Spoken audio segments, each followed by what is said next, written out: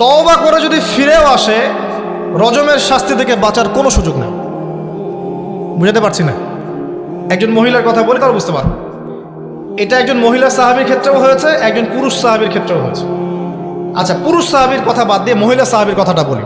মহিলা সাহাবী এসেছেন, এসে নবীজিকে বলছেন, ইয়া রাসূলুল্লাহ তাহিরনি, আমাকে পবিত্র করুন, আমি একটা অন্যায় করেছি, আমি বিশাল একটা অন্যায় করেছি। নবী সাল্লাল্লাহু আলাইহি ওয়াসাল্লাম বলছে, কি করেছো তুমি?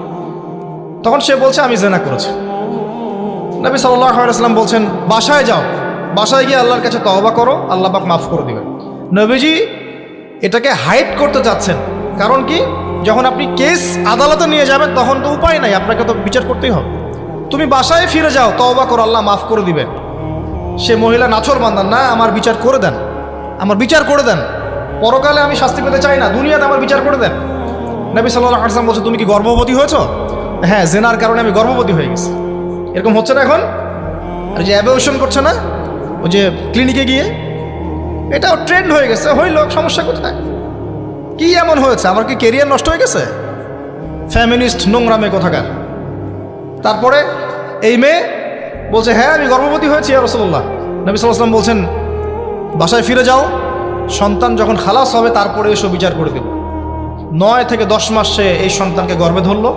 ধরার পরে সন্তান যখন খালাস হয়ে গেল, সে নবীর কাছে এসে সন্তান কোলে নিয়ে, নবজাতক, ইয়া রাসূলুল্লাহ সাল্লাল্লাহু আলাইহি ওয়াসাল্লাম দরুদ পড়বেন, আমাকে পবিত্র করে দিন, আমার সন্তান হয়ে গেছে এখন।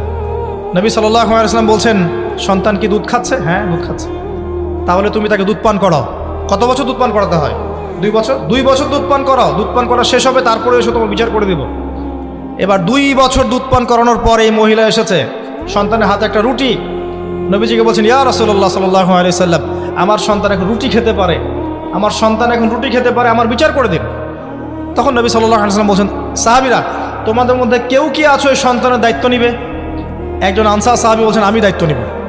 তখন এই আনসার সাহাবীর কোলে নবী সাল্লাল্লাহু আলাইহি ওয়াসাল্লাম এই বাচ্চাকে তুলে দিলেন।